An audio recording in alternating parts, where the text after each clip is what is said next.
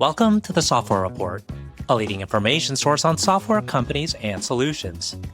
In this episode, we speak with Subo Guha, Senior Vice President of Product Management at Stellar Cyber, a security operations platform used by organizations in more than 50 countries by over 14,000 customers. Stellar Cyber brings SIEM, NDR, Open XDR, and AI-driven analytics together in a unified system designed to help security teams detect, investigate, and respond to threats more efficiently. Subo spearheads the development of their award-winning AI-driven Open XDR solutions. With more than 25 years of experience, Subo has held senior leadership roles at industry-leading companies like SolarWinds, Dell, Enable, and CA Technologies. I'm your host, RJ Lumba. We hope you enjoy the show. If you like the episode, click to follow. Subo, thank you so much for taking the time to chat with us today. It's a delight to be with you. Yeah, same here. Glad to talk to you. So let's start off with first understanding exactly what Stellar Cyber does. Sure. So we're a cybersecurity company, and we basically have built a unified platform for security operations. It's a completely AI-based. It was built with AI in mind from day one. And we basically are able to collect any alerts or security threats from any location, whether it's in the network, whether it's in the cloud, whether it's through an application. And then our AI magic takes over. Basically, we're able to distill the ingestion that we get, be able to enrich the data, understand is it a true threat, and then be able to provide the security analysts the comfort that we've completely gone through the whole cycle of understanding the different threats that are coming in. So you can isolate what we call true positives. You got to be concerned versus false positives.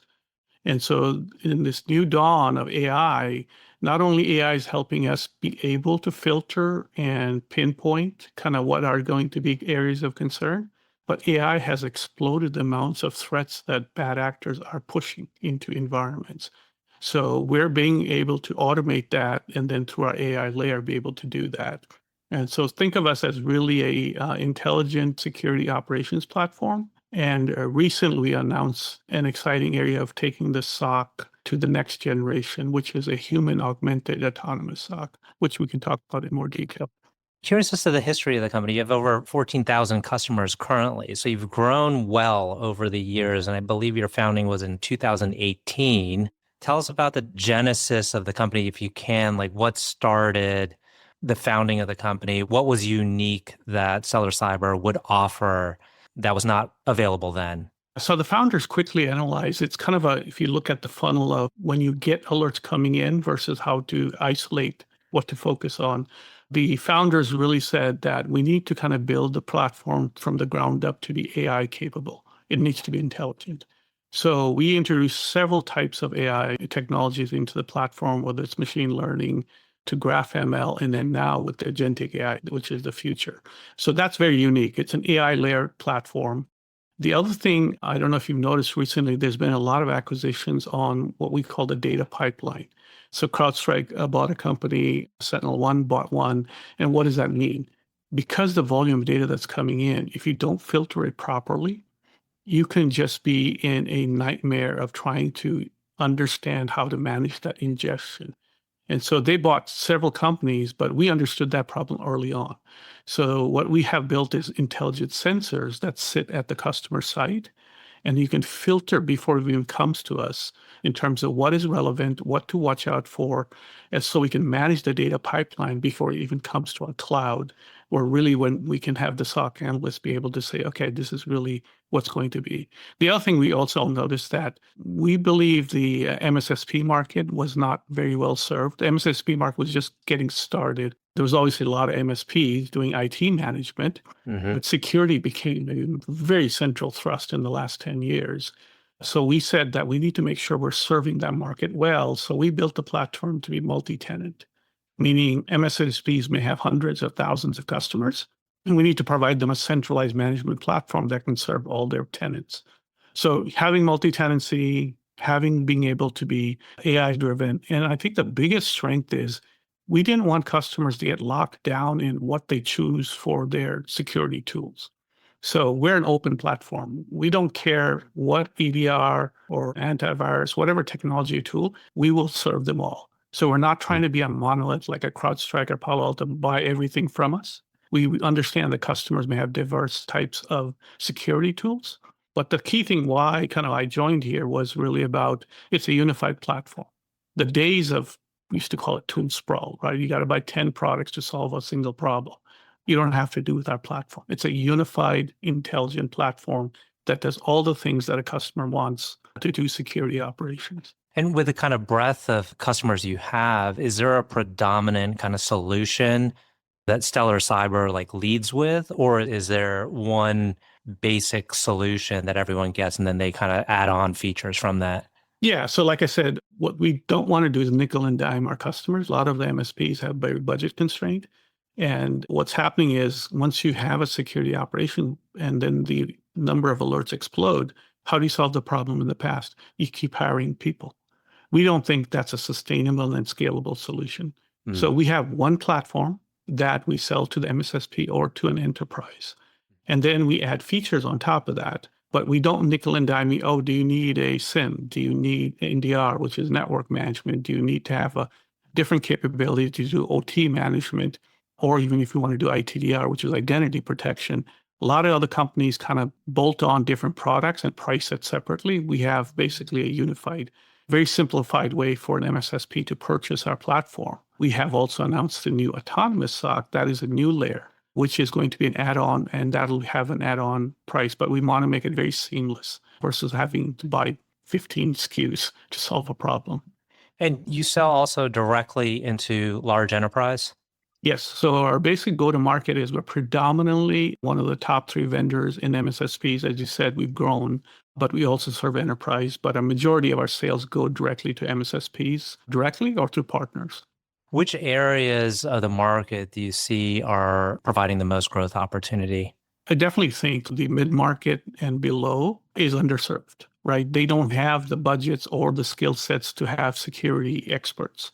So the MSSP market, even in whether you call it recession or non-recession, people don't want to own equipment, don't want to do it. So the co-managed or managed through an MSSP market has been exploding. And we see that growing exponentially globally, right? So one of the things we are unique also is we're in almost every country globally, which is kind of unique for the size of a company we are, because we saw the demand from all different companies. But we also serve very, very large enterprises, especially in EMEA as well as in Asian countries like Japan. We're dealing with very, very large accounts. One of the premises of this podcast is to get to know the company and kind of the people behind it. Obviously, you've got a esteemed background, IIT, a PhD in business, and then working for some great organizations. Tell us a little bit more about yourself as well as the founders. Yeah, sure. So if you've seen my LinkedIn, you can see that I've started my career with I was thinking maybe I should get into academia. So that's why I got my PhD. But I was very keen in understanding, we used to call it MIS, or just the whole information technology space was kind of growing rapidly. And so I jumped into more in the traditional IT space. I actually started my career at NCR, which was one of the market leaders back then in mid-range computers or servers. I was a server guy. I actually moved from NCR, our whole team moved to Austin, Texas to help Michael Dell build the enterprise group when it was a PC company. So I was part of the storied back in the late 90s and 2000 when we completely built an enterprise group in terms of servers and storage capabilities. Back then, Compaq used to be the big 800-pound gorilla. Within a year or two, we displaced Compaq, and we basically grew basically zero revenue to multi-billion revenues. After Dell, I kind of last 20 plus years, I've been in the software business. I'm really, back then it wasn't cloud, it was still, and automation wasn't, but I was part of IT automation. I was part of the early virtualization, VMware and Red Hat and Microsoft. And then in the last 10, 15 years, I've been solely focused on SaaS as well as in security. I was with SolarWinds as well as, which had an offshoot into Enable, which got me into the MSP space and MSSP space. So kind of a storied career in terms of hardware migration into the SaaS and security space. And I'm fortunate to be part of this. I was really excited to join this company. The founders, Chang Ming and Amy. Amy actually founded the company, and then Chang Ming The reason I was really excited is he's done various startups and done exits. And more importantly for me as a product guy, I want to make sure I'm building the biggest, baddest product.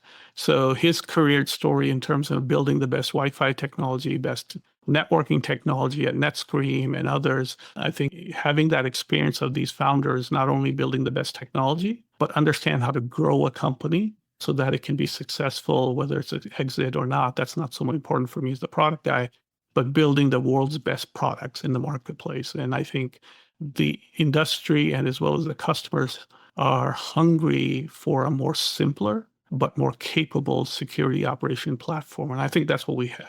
And how would you describe, as Chief Product Officer, the pace of change needed, pace of change with product development and new products introduced needed for Stellar Cyber to continue to remain top of its field? I would say in the last 5 years, it's been extremely hectic for a couple reasons. The amount of threats and bad actor capabilities that can enter an organization has dramatically changed.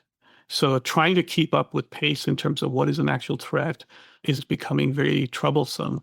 And if you don't keep up with the pace of how to attack all sorts of different capabilities and threat surfaces and how to protect an environment, you're going to be underwhelming in terms of providing a solution our customers want.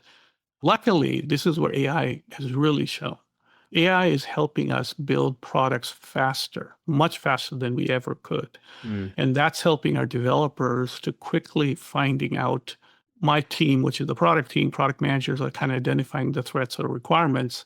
And quickly with some of the AI technologies that we're using, we're able to integrate other threat detection technologies. We don't have to build everything. We can work with partners for threat intelligence feeds and others and IOC feeds. But we can also kind of help build the capabilities in the product much, much faster. So right now we're in a breakneck speed, but we're very fortunate that we built this company to be AI ready. So we have the talent, which is the biggest thing, right? Mm-hmm. We're not like, oh, AI is taken off. Let me go figure out how to do AI. We know AI. It was built from the ground up. We know all the different AI technologies, whether it's OpenAI, LLM, generative AI. So we were ahead of the curve in terms of skills, but also understanding the importance of AI can help us build a better product faster. And given that you're growing and you're continually evolving the product, how challenging is it to find the best engineers that remain on the edge of where AI is headed? So obviously that's always going to be very competitive, and now it's super competitive. But the AI engineers, when you open the hood, a lot of other people are giving a lot of promise, but they're further behind in terms of capabilities. So we've been very, very fortunate. Our company's headquartered in the Bay Area, where there's a lot of talent. I'm here in Austin, and we have also, people in the East Coast, as well as some overseas. So we've been fortunate because the engineers see the value of our product. Engineers typically also, like me as a product guy, want to work on cool new things. So we have something very, very cool, and we can build from it and make it even better. So innovation is very important when you're trying to hire engineers and product managers. So we're fortunate we have a platform that's innovative. And with the agentic AI direction we're moving towards and already building and have some capabilities there, you'll see some of the announcements we did. We're actually releasing it. So it's not just all smoke and mirrors. We're actually building the agentic AI dream. And that's why we have so many PhDs. It's just surprising. These are like 20, 30-year-old kids, PhDs from CS and AI that wants to join our company. I imagine that there are other companies out there, cybersecurity companies, that are providing similar solutions. How do you typically try to tell the market or tell a prospective customer how Stellar is different? So Changmi and I actually, when we talk to customers, investors, drop names. CrowdStrike, great company. The business performance has been fantastic. But how do they build their platform, which is equivalent to ours? It's through acquisitions. They had to figure out how to do the ingestion. They built or bought somebody that can do EDR. They bought somebody that can do SIEM. They bought somebody, like I said, to do the data thing. So they kind of gradually, intelligently bought the categories of the platform you need. And that was probably close to $1 billion of acquisition. We built it from the ground up, knowing all the different categories you need. And then we can have that foundation to then grow from, right? So I think that's kind of the uniqueness of our platform. And I used to work in large companies when I was at CA, when I was at, SolarWinds, and even at Dell. we tend to acquire companies, but then it's a pain in the ASS to integrate all these products and make it look like a seamless solution. So that's one of the biggest advantage, right? We have the foundation, we have the openness, which is a big thing in product world, right? Being able to integrate with anything and then being able to have the AI already layered in. That just gives a solid foundation to have a more unified and, more importantly, kind of an intelligent system. And now with our focus on human augmented, which is we're going to have these intelligent agents. This is not okay, close the closet and everything works. That's a pipe dream. We're building an agentic AI platform that works with humans. So there's an interaction. So it learns from humans and gets guidance from humans. And that will make the SOC analysts much more productive. They're not working in the daily grind of sifting to thousand millions to figure out, okay, what do I do next? We want them to focus on do next. Let the agents do the hard work to understand how to sift through what's problematic and then leave things that are false positives. Don't worry about them. But that takes days and people time. Mm-hmm. So there's the designing of the product and solution itself and engineering, and then there's the challenge of running a product and engineering organization that can keep pace. So what is your philosophy around leadership and culture with your team? So the culture we have in this company is, one, you'll hear from our CEO founders, the most important thing is not technology, it's people. So we truly believe in the wellness of people. If you make people like what they're doing and like where they're working, you can get more out of them. The second thing is we're extremely flat. We don't believe in span of control, and everybody is a developer, everybody's a seller. I need to help sell the product. I need to help build the product, right? So there's always cooperation wherever needed. We're extremely agile, meaning if there's a customer issue, we'll be on Slack like within minutes, just responding very, very quick. So that culture is very important. One is openness, sense of urgency, and then continued willingness to learn and innovate. And myself with the founders, we're open to experimentation, which is let's do something quickly, let's test it with the customers. And then I work with my head of engineering to continuously work on new innovations of how we can release products. So it's a very open culture.